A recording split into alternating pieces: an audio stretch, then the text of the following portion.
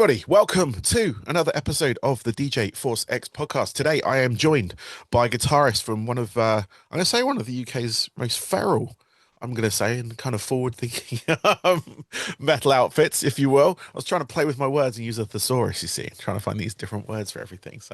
But Lem, he is from Anti-Clone. They are hailing from Lincolnshire. Is it Boston?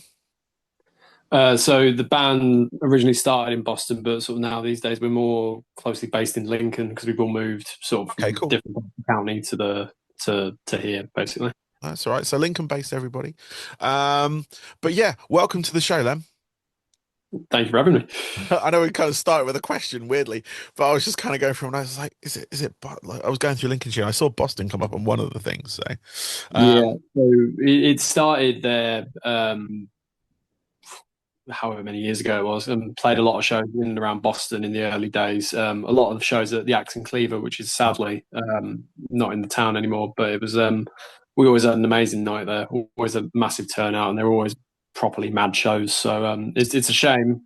But since sort of Lincoln's become a bit more of a home for us, every time we turn out here, it's wild. Like some really good venues in the city, and yeah, we just get a lot of love, and it's always a pleasure to play here. beautiful, beautiful. I remember the accent cleaver from back in the day. That, Um, my our booking agent at the time constantly got us shows there. And they were good, not gonna lie. It's not like, but they always wanted to book us. They always wanted, like, we've been there, went through there a couple of times at least. But it was always a weird one because it was like, we've never been to Boston. Like, we're from down south, so yeah, um, and traveling all that way. But no, it was worthy travel. We always hit it on a tour because it was always like logistically on the way to somewhere, on the way back from somewhere, which was great. So do you say it's moved or is it gone? so it closed down in 2016, 2017 time. I think it was 2016 because I know it's daft. I remember it because we were supposed to be playing a show there, and it closed down literally like 2 days before. And we were supposed to be doing our sort of annual Halloween show there. Yeah. And yeah, we found out literally 2 days before we were supposed to be playing that the venue closed down, and we were all, as you can imagine, gutted because it was going to be a big one. We were supposed to be playing with who was it? I think it was Chrysler, who, Okay. if you're, they used to be called again way back in the day, were Gutworm. Yes, I remember Gut One very well. So yeah, they became Chrysler, and Okay. Chrysler were all wicked, really cool guys. But yeah, we were, as you can imagine, devastated because at the time it was sort of like our home ground, like our home turf, as it were. Yeah. So yeah, but no, sadly, it's not there anymore. That sucks. Just one of them, sadly. Yeah, no, that's all good. I just wonder I didn't see it on tour posters anymore. Uh, Yeah. um, but yeah, no, I Gutworm again. Gutworm, yes, yeah. We were on the same label. Well, when I was in music, I was on the same label as them with Anti-Culture. Well, amazing. And sorry, That was amazing. yeah, no, it was, and they were a great band. I saw them. They came play down my way. I'm down in Surrey, so I'm way down south. Cool. Tell from my accent, no. But they played at a local uni, Farnham Uni, one point. It's the first time I saw them, and they blew me away. Absolutely blew me away. Because they sounded like just like a wall of noise, but like a solid thump in your face kind Right, of yeah. noise.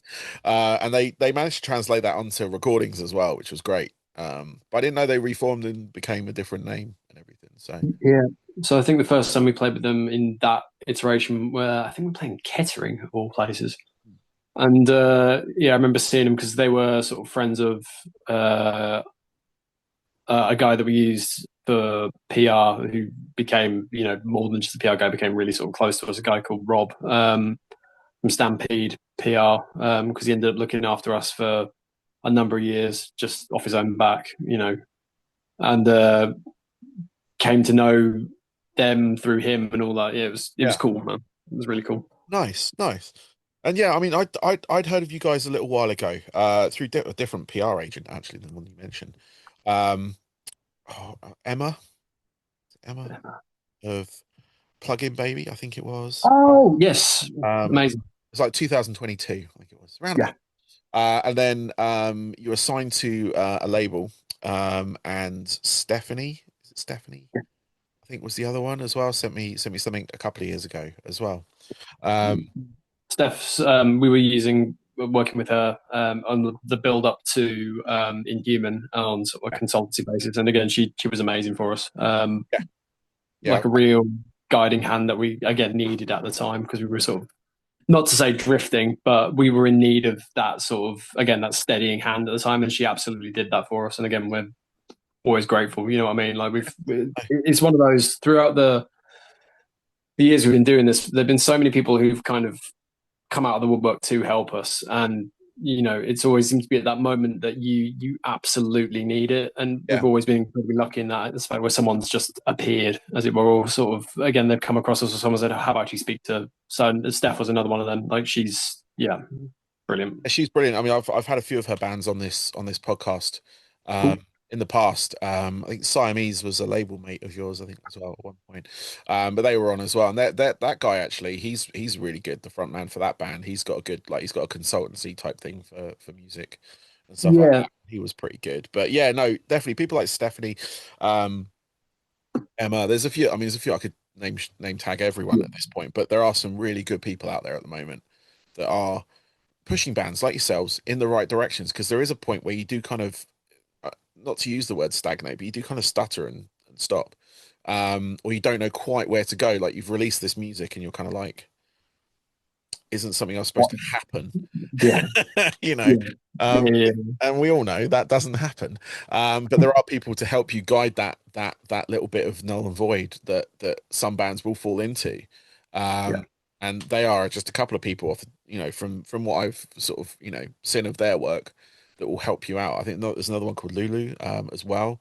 I think she looks after Voyager, who entered Eurovision a few years ago. But Oh, she, man. yeah, she's helped a bunch. She actually just released a book about Mhm. it as well, Cool. for like to help bring bands to like the next level and stuff like that, like after you release something or before you release something, or if you've released something and you're going to your second album or third album, just like keep that kind of momentum going. Because I remember times when it was like, what we're supposed to do now, like we've kind of done a lot of stuff building up to this, we've released this, and then now It's what? almost like this void, isn't it? Like I think that we had a bit of that after we were so people who aren't familiar with us, we've just released a new EP, but this is sort of our fourth release as an act. We released a full length way back in 2016, Yep.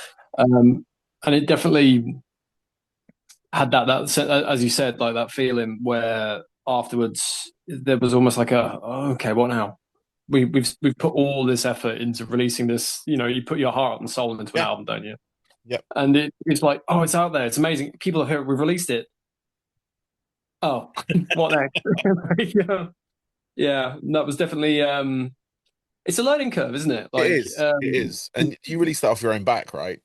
yeah, Yeah. that was So it's even more of a learning curve when it's independent like that. 'Cause you don't it have a was team of people kind of guiding those moments where you can kind of yeah. keep hitting. But So, yeah, no, yeah. I went back and listened to some of your early stuff as well. And yeah, loving it. Obviously, we'll talk about the new EP in a minute, but the album I really enjoyed. I At the time I hadn't heard it, like, because normally I keep my ear to the ground, especially with like bands of the new metal stylings like yourself. I am a huge uh I've been, not to brush my own ego, but I've been called the godfather of UK new metal by Okay. at least three bands now.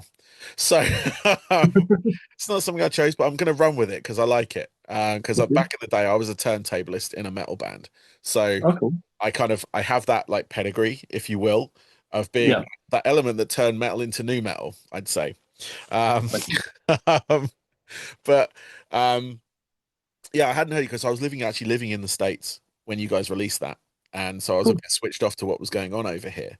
The only time I like heard you was when you released Human, the EP Human, Cool. and that was Yeah. when I think it was Emma sent that one out, and kind of been watching through the years. I mean, you've released that, you released a couple of singles off of that as well, but then leading up to the oh god damn it, yeah, the Human EP, sorry. Yeah. Um, and now you've got Inhuman, which is the Yeah. latest EP. get them the right way round. But yeah, no, and I went back and I listened to it, and I remembered some of the tracks. It was like, oh god damn it, I remember that, and it was really good because obviously Rob of New Metal Army, hello Rob if he's watching, um, um, um, was like he was talking to me over Messenger about you guys and how he should get you on the show and everything like that. And I think he was the one that kind of sent the information because I was like, yeah, send him the email because I didn't know if you wanted to go through because I could go through the press agent, but I didn't know if they were still your press agent, if that made sense. So going through like Steph or going through, well, it wouldn't be Emma at that point, it would be Steph because Steph was the currentest one I had. Um, but yeah, like going through and like the sound you guys have. Obviously, I've seen the sort of write-ups about you guys, and like what influences you have, in the sort of shape of like Korn, Marilyn Manson, um, I don't know, trying to think of others. I mean, I heard like a bit of Dope in there. I heard Nine Inch Nails. I think that was the other one actually, Nine Inch Nails. But like American Overdose, if you've heard of them, Yeah, another American band, Mushroomhead as well. He had that kind of vibe going on. Obviously, not just with the aesthetic, but like, I sort of saw pictures over the years of you guys as well, which is kind of cool. But yeah, no, I mean, like, how would you describe your sound? What would be your like sort of like summation of obviously all your kind of like influences? Obviously, I obviously hit a couple of them now. I can tell by the look on your face. Um, but like, how would you kind of um, sum up the sound? Because like I can hear all these different elements, but they are your own as well, which is great.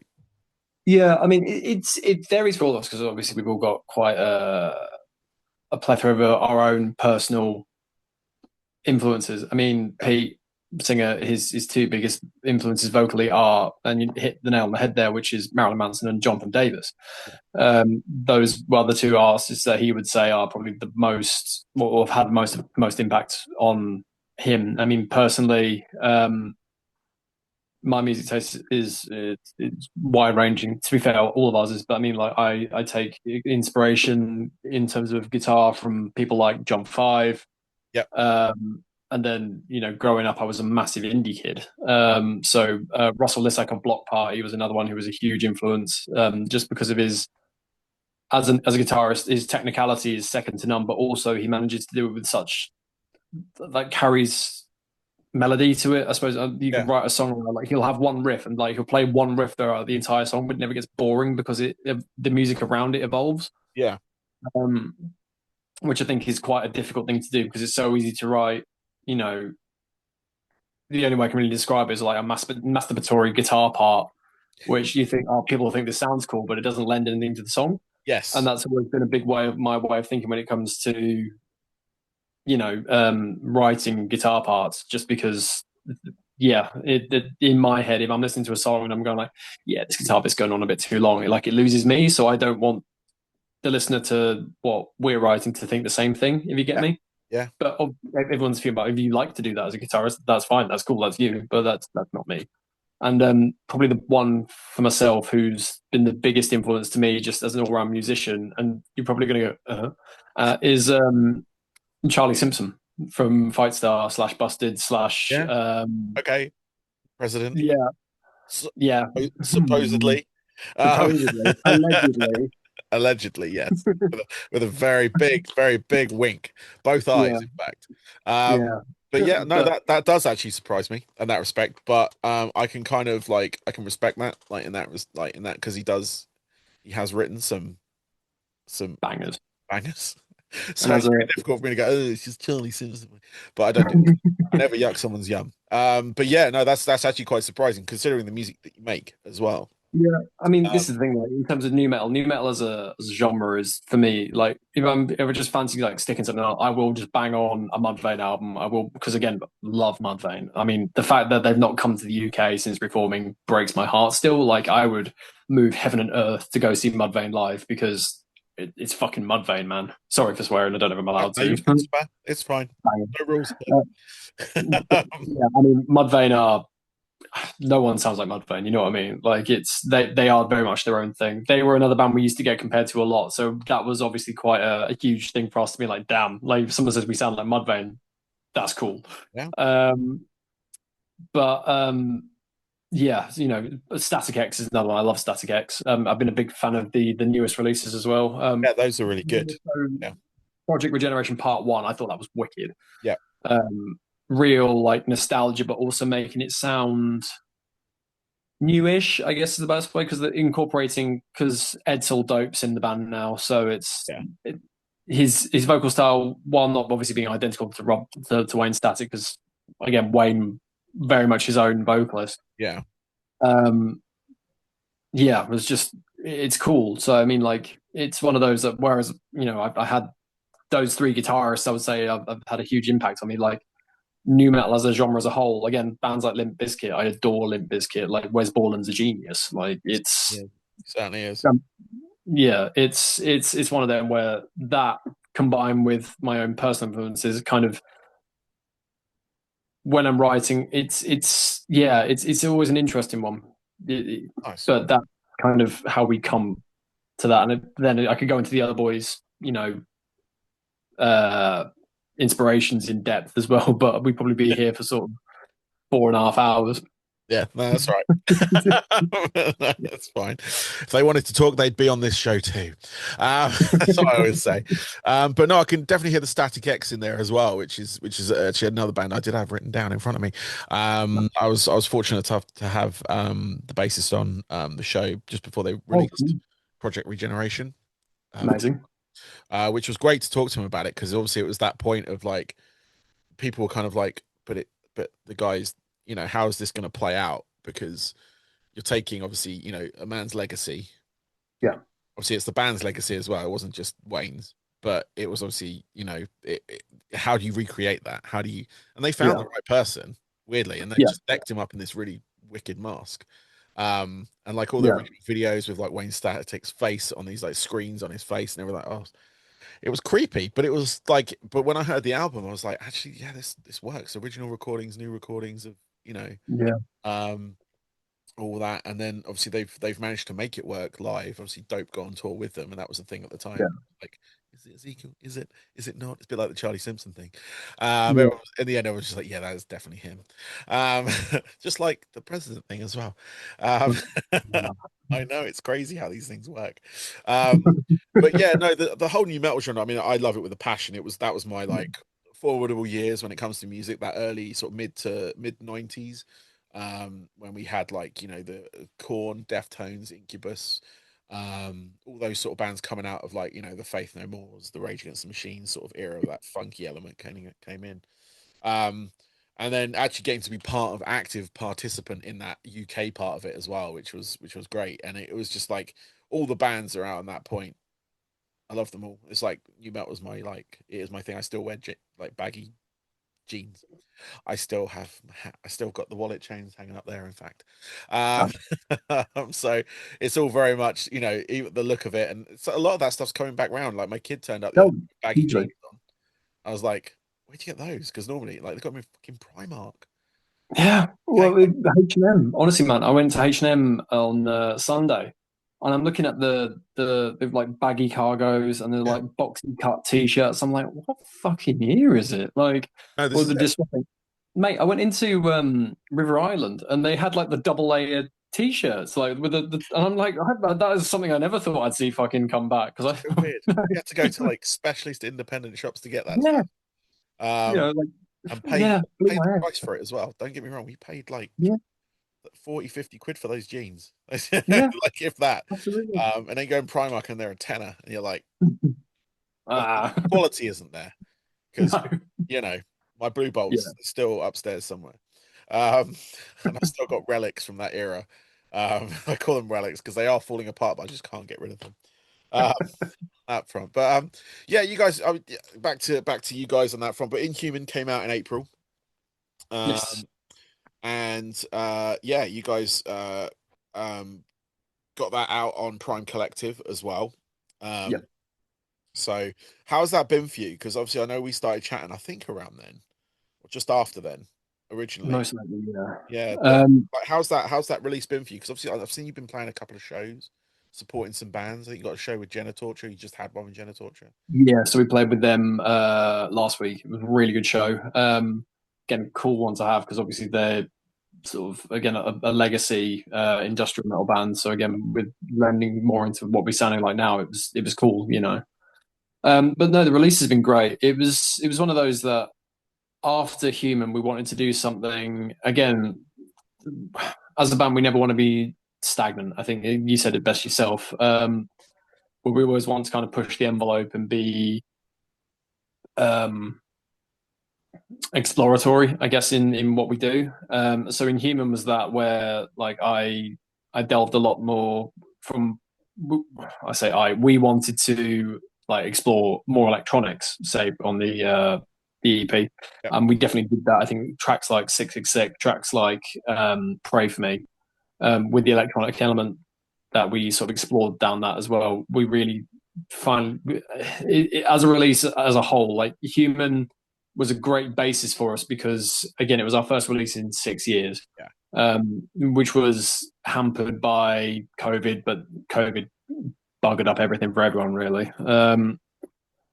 So again, this material we started writing just before COVID, so it was Human was a great benchmark for us because again we were back in a room together after a break, again writing with some new members because Pat had just joined the band, and what we got out of that we were like, this is cool for again because we sort of felt a bit like a new band again at that time, whereas Inhuman took that and then took it to the in our opinion took it to the next step, and the response that we've had from it has been wicked. Obviously Steph heard it and got us signed up to Prime Collective, and the guys were great, around the production of that because again, like we got vinyls for the first time, which is kind of hiding behind me. Which Well, again, sorry. seeing having your music on vinyl, I don't know what it is. There was just something holding it in my hands for the first time, being like, "This is mine." It was there's something like all our other releases we've had on CD and having the physical CD in your hands, like that's cool. But getting it on vinyl is like Yeah, that's cool. that is But yeah, we did a 3-date run when we released it. We did one in London, one in Burnley, one in Newcastle. The first date in London, it ranks up as one of my favorite shows we've ever done of all time. Honestly, it was, when everything comes together, like you sound great, you feel great, the crowd's well up for it, and it's just that perfect storm. And you come off stage and you're buzzing, like you're just ready. You could quite happily go and play another hour yeah. because you're that up for it. It was one of those. Um, What venue was it in London? the Black Art. Oh, fantastic! That is a brilliant venue. Cracking venue, mate. Yeah, brilliant. After that, we played a couple of shows. At the beginning of last month, we played in Bridgewater in Somerset, and we played in Plymouth. Um, First time we've been down there, and again, two wicked shows. They were put on by Live Sound Promotions, who again do a lot of stuff in and around Plymouth. And again, they were great. Like the turnout for Plymouth for the first time we'd ever played there, we were like, damn, okay. It Good. was it was great. And then played up on Thursday, just gone with Jenna Torturers. Just again the response to the new music live as well has been great. Particularly with some, again we like to change things up a bit with songs live, just so it adds a bit of something else because it gives like oh that was cool kind of moments. Oh that was different, because with God Nothing, the breakdown of the God Nothing, Drew does something a bit different with the drums and it sounds heavy as hell. And same with a few of the other tracks. We do like an extended bit in Pray for Me that if you end up seeing it, again, we make it heavier and we ad lib a bit more and stuff like that, which I think adds to sort of the industrial feel to the whole thing. It's just been a really good, really different sort of album cycle as well, particularly having the label help with it as well, because in the past, everything that we've done off our own backs. Yeah. So having that bit of support and having sort of another pair of hands to take off the responsibility from us has been really quite refreshing, I suppose, because it means we've been able to focus on sort of the more of the music aspect rather than sort of the administrative aspect of it all. So it's been really it's just been good fun. That's all I can really say about it. That's awesome. That's awesome because it's like it's what you kind of want it to be like with at that point anyway. Like you've released a few things already, and it's kind of like what the admin system's like. Yeah, it's always the bit I used to not like doing because it was the boring exactly. Like, paperwork. But yeah. and you want to get out, you want to perform, you want to do all that. But then I end up book all the shows, all that kind of stuff as well, which was just took a lot of fun out of it. But once you have that taken off of you, oh, so much fun. But you guys, you got a couple of dates coming up at Halloween. You got your Halloween show. You're playing at the Corporation in Sheffield. We Uh, are. So we're playing with a band that I really enjoyed when I was younger, and I still enjoy them now. But they definitely was. I listened to them a lot in my sort of early 20s. Band called the Birthday Massacre oh yeah, yeah, yeah. from Canada. So we're going doing 4 shows with them on their UK run, which is again, it's a bit like because in the we did a few shows with Mushroomhead back in the day.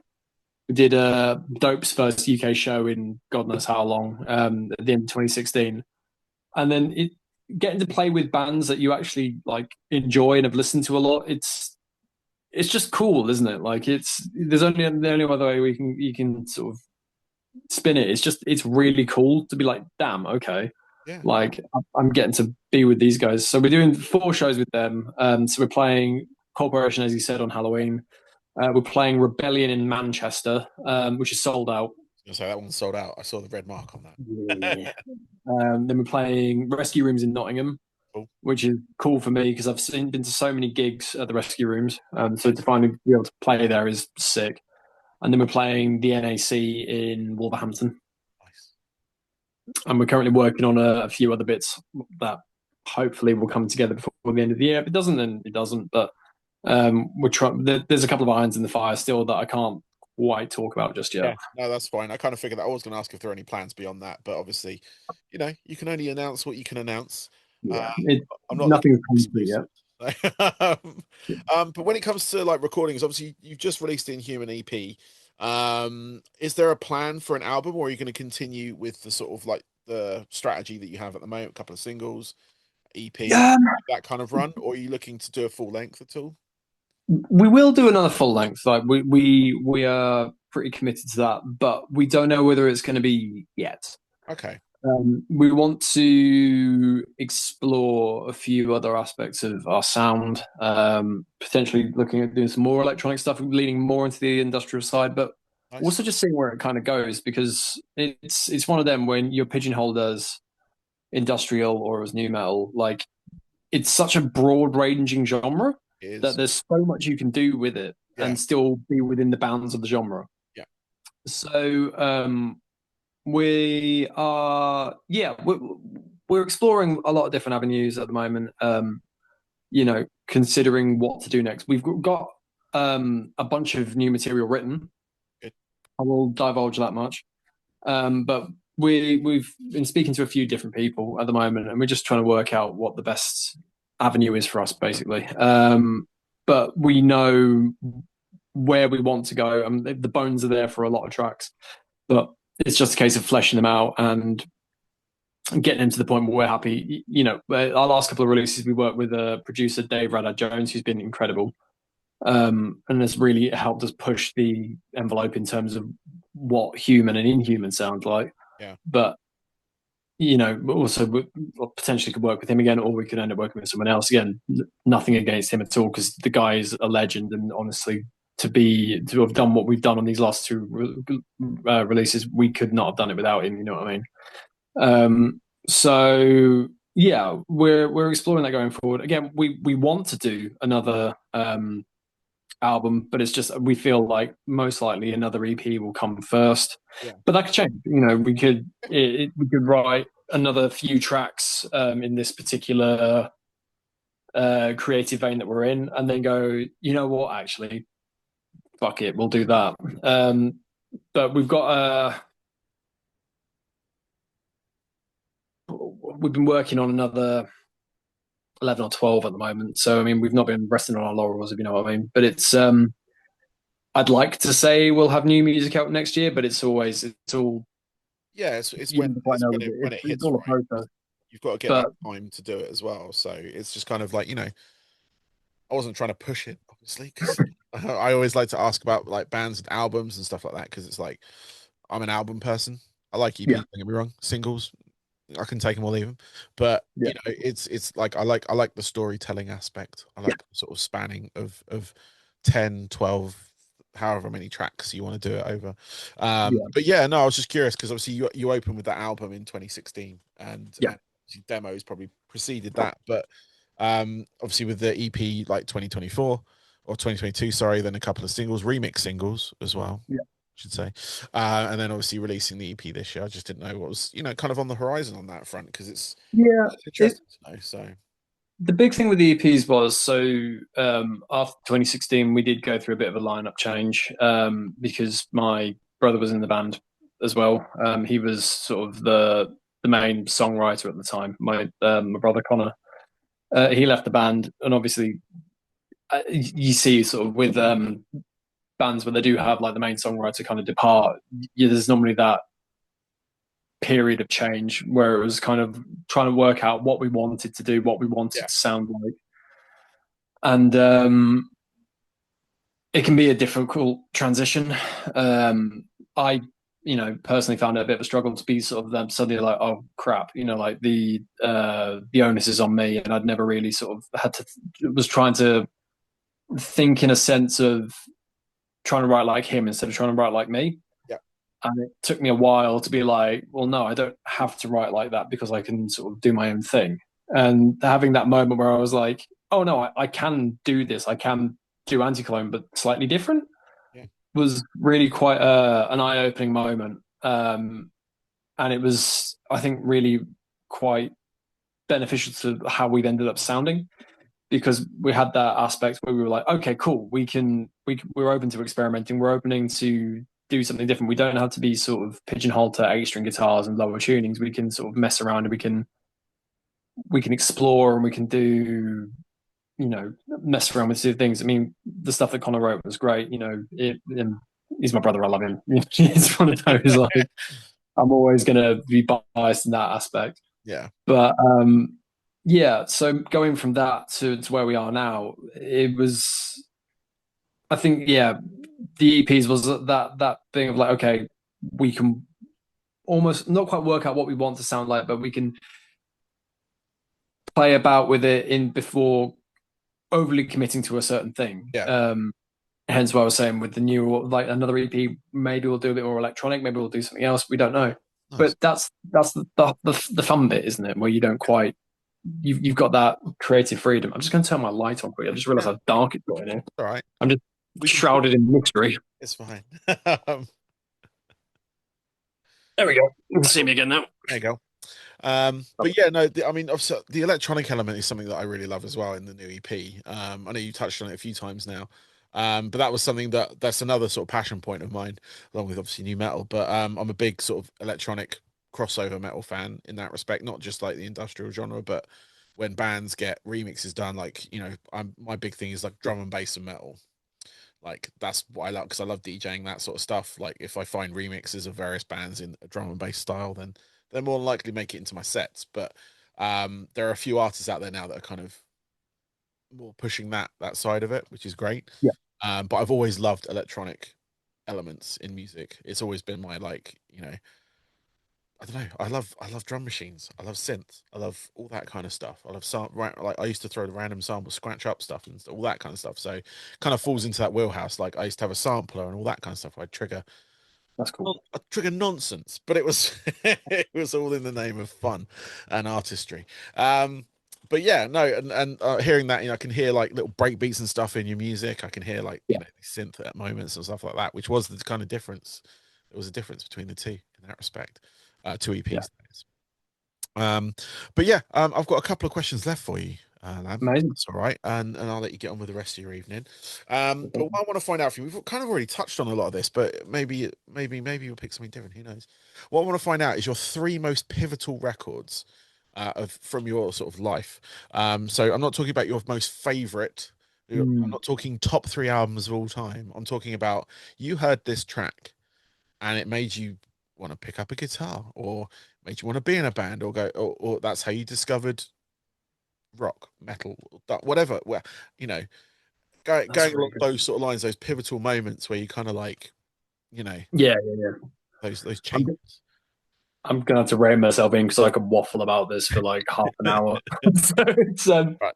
so one in particular, again, straight up, the first one that popped into my head was probably Mechanical Animals by Marilyn Manson. I remember the first time I heard that, I was 18. I bought it from a record fair when I'd just gone to uni. I mean, I'd obviously heard a bunch of tracks from it already. You know, on there's songs like Coma White, songs like Dope Show, songs like Great Big White World, and all that.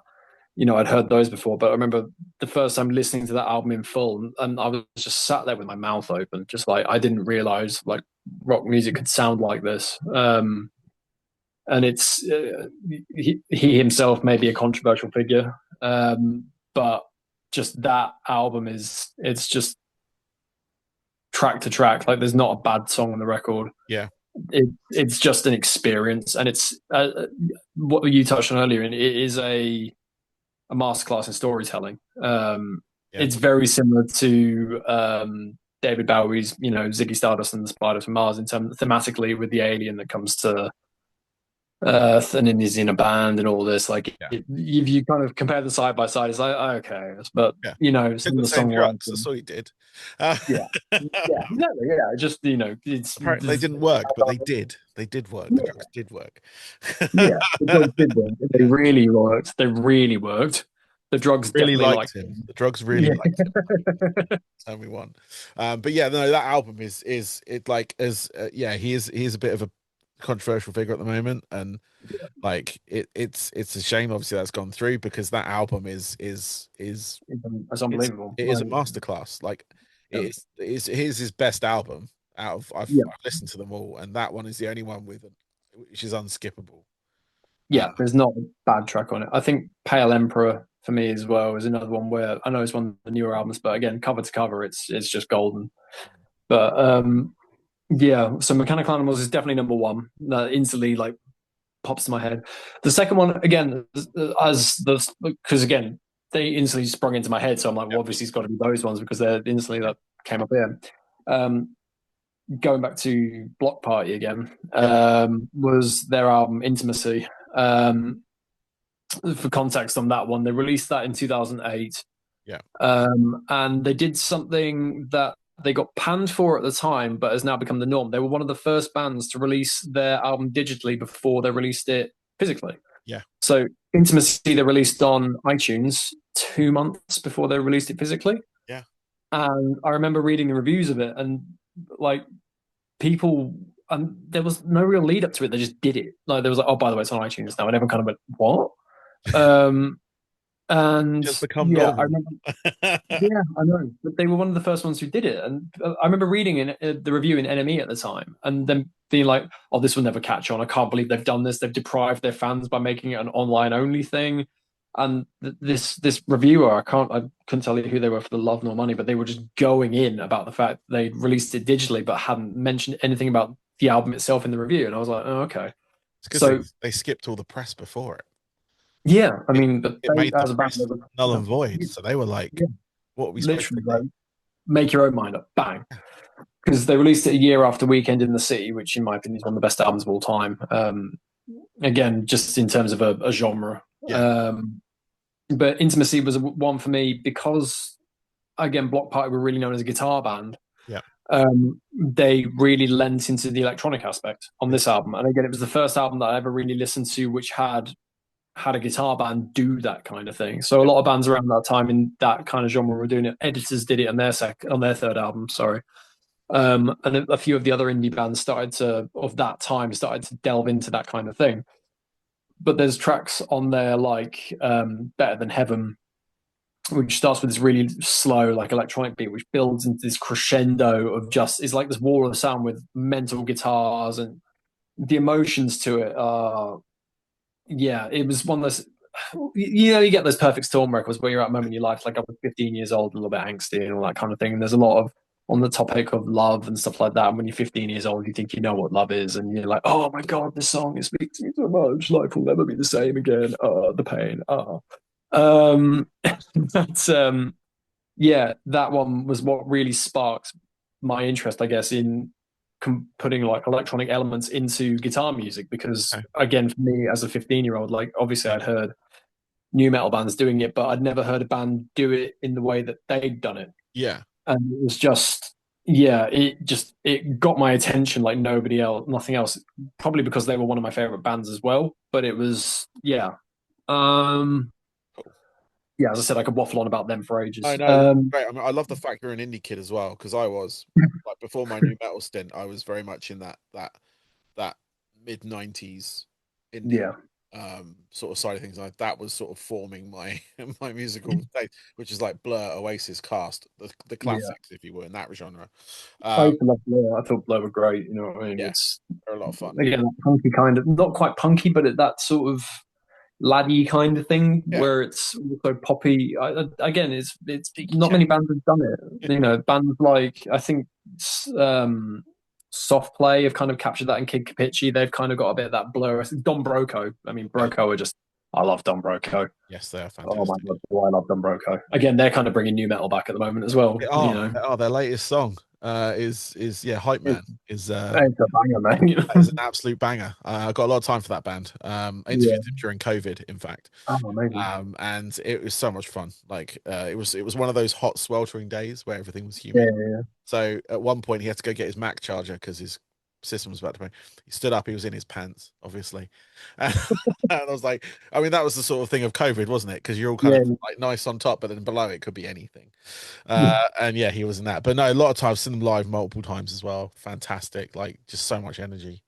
Like yeah. they are, I don't say underrated, but they're just Yeah. they kind of are, Uh, but they the should first be. time, honestly, man, the first time I saw them it was 2009, and I saw them supporting a metalcore band from Essex called Fake Modo. If you remember them, Yeah, yeah, played with them a few times. amazing. Yeah, but yeah, they were supporting Fake Modo. It was their second ever tour. It was they played to maybe like 30 people in at Club Rev in Peterborough.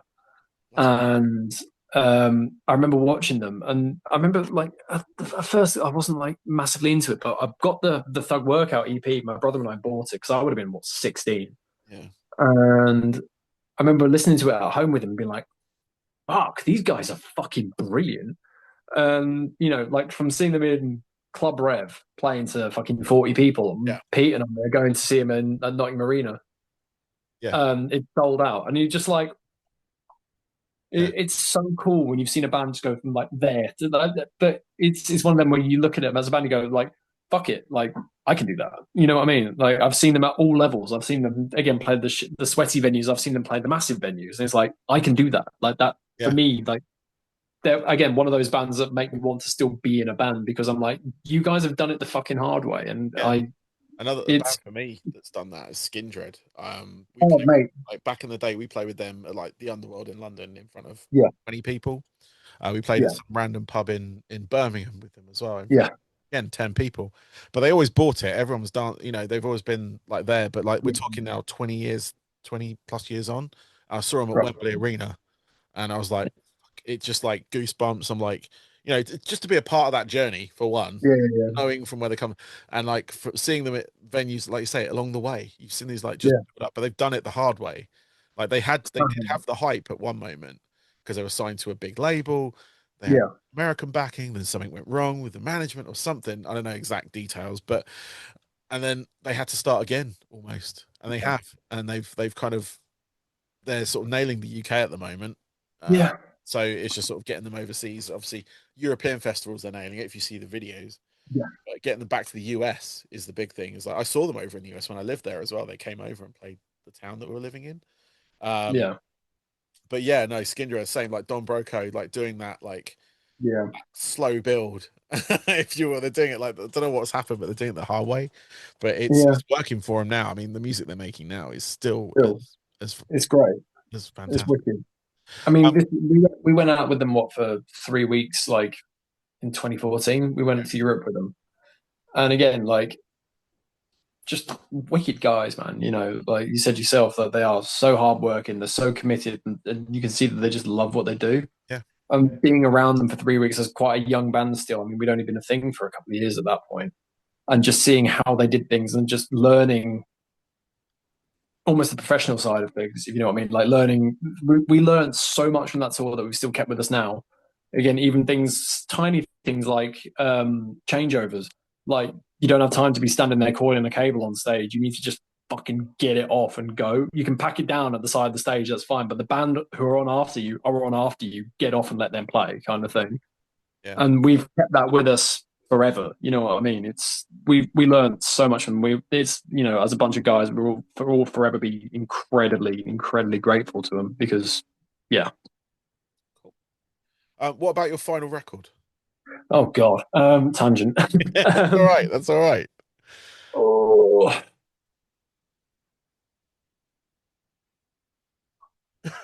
Excuse me. big thing. Apologies if you can hear that. That's my neighbours downstairs.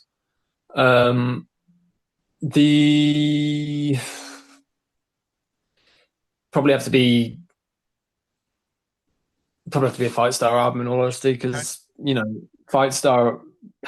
When I was a kid, there was a band who I used to go see loads in Peterborough. And I've said it to I was saying it to Pete last week. So the band that made me want to be in a band was a band from Peterborough called We Are Fiction.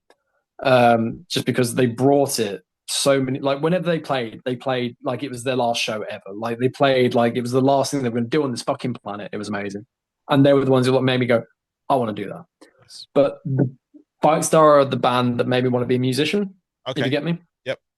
And the first album of theirs I ever listened to was Be Human because that's kind of when I was old enough to take notice. But I stick on their first album. I mean, recently I must have listened to Grand Unification, which I'm picking as my third Yep. album. I must have listened to it about a dozen times in the last 2 months. Nice. Because again, when you sit and listen to it, for me, it's just like it's a perfect storm record. It was, he just left Busted. He was getting all the stick, being like, "Oh, he can't Yep. be in a metal band, like Yep. that's not."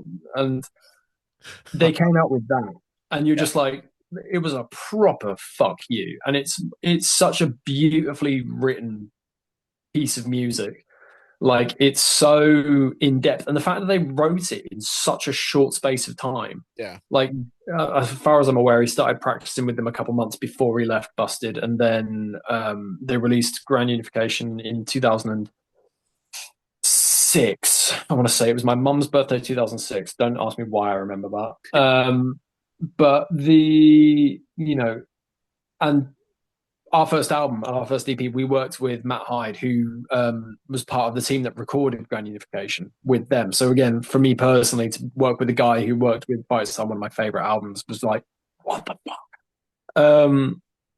But just cover to cover again, it's another one of those albums where like there's no skips, and it's just when you stick an album on and it's just like banger, banger, Yeah. banger, and you're just there like, I'm having such a fucking good time listening to this. This is sick. It's one of them, and Beautiful. it's got to be that. Yeah. I It's love it. I love it. So I've got one last question for you. wicked. What are your hobbies away from like, My what do you hobby. do? What is your I don't know, getaway? What is your, when you have to like distance yourself from it for a little bit? Is there any sort of like hobbies that you pick up? I've got a few to be fair, man. I'm one of these people. I'm really bad at doing nothing. Okay. So if I'm not at work because I overwork myself. I know that for a fact. Like I do too many hours at work because I'm one of those people where like when I'm in something, I've got to be like in it. You know Yeah. what I mean? Yeah.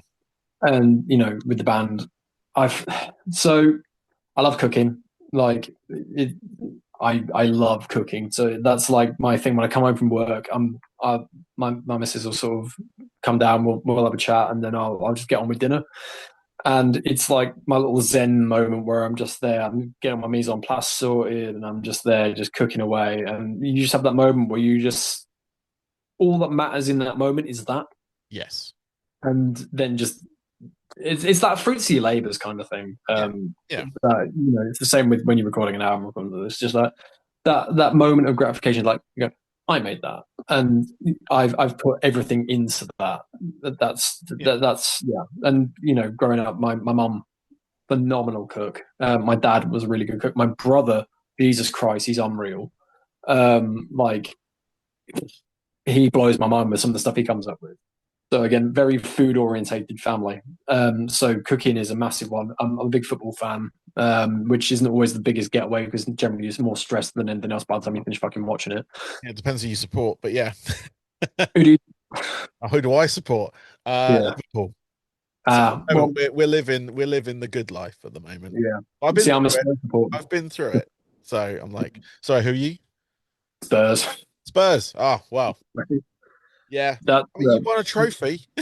yeah, man. Yeah. Yeah, it was. That was good. That life was good in that moment, but the rest of last season was fucking shocking. Let's be real. Now your manager's in charge of Nottingham Forest. Mm. So let's see how that does That for would them. be an interesting one for them, I think. Huge amount of respect for Ange Postecoglou. He did what almost felt like the impossible was, but his style of football is it's definitely a thing. It is definitely a um, thing. But and it'll be interesting to see going into a team like Forest where he's had no say on the players, and yeah, because they're not really geared up for his style of football. So I think it'd be really interesting to see how they adapt for that. yeah. Um, It'll be a good grab the popcorn and watch, I think. yeah, absolutely. Like, I mean, we were like that last season. It was like, oh fucking hell, what are we going to have today? Like, it was okay. We'll score 4, but we'll concede 9. Like, it was, Yeah. yeah. So, no, I think Forest will be interesting to watch. I mean, it'll go one or two ways. They'll either do great or they'll get relegated. Yeah. Oh, we'll see. And We'll see. yeah, You might win them the European trophy. Who knows? well, this is it, isn't it? um, And um, again, hobby apart from that, the one last one is yeah. and it's like the least metal thing on the face of the fucking planet is bird watching. Okay. That's the first. In all my Yeah, episodes, no one said bird watching. yeah, there we go. I'm the first. There you are. Yeah. Yeah, it's one of those things that as I've got older, it's just I don't know. I really enjoy it. I just find it so relaxing, and Find peace in it. That's the whole point, isn't it? Really. yeah, exactly. So Kind of, it's you're away from the noise. You sat like in Lincoln, you quite like it because there's loads of like big green spaces, and you yeah. can just kind of go and chill and just observe and take a moment from the modern life because modern life's fucking mental. It certainly is. And just taking yourself away and popping yourself in a field or down by a lake or something and just watching the wildlife. It's just, yeah, there's something I find quite freeing about it. But, you say people and they go, bird watching. Like, you write angry music. Yeah, but I don't want to be angry all the time. It's the peace Yeah. you find in it. It's exactly that. It's that inner peace. It's like I kind of liken it to a certain degree to fishing, but without having to catch an animal or catch a Yeah. fish or You know, whatever. from, But like bird watching, I think my brother was doing that when he was younger as well. Like he'd go out and because he was a fisherman mainly, but he would go out with his binoculars and while he was out fishing, he'd be bird watching. So it was like a yeah. twofer for him. But Yeah. yeah. Yeah, no shame in that. Like I said, I don't like to yuck people's yums, but if it's something that you find, Yeah. find peaceful, like helps you sort of, break up the norm and everything, then yeah, fuck it, go for it. But Lamb, thank you very much for your time this evening. Thank you. Everybody, go find Anti-Clone on all the social media. You're on Instagram, you're on Facebook, you're on all that kind of stuff. So go find them, go add them, go listen to their music on whatever streaming platform. Actually, no streaming. Buy the fucking album. You've got Yeah. CDs, you've got vinyl, right? I might neck out for the vinyl because I'm surrounded by vinyl here, and that's what I Yeah. love. I love physical media. I'm old, but I think streaming services have their place. Don't get me wrong, but physical media is obviously it helps the band more as well Yeah. because it's sort of a bit more income just to supplement what you do. But yeah, no, go buy the albums. It's available on their socials and through various online portals you can find through the usual streaming and social platforms on that front. But Lamb, thank you very much for your time. Good Thank luck with the you. run of shows you've got coming up as well. Okay, man. And yeah, have a good rest of your evening. You too, bro. Thank you.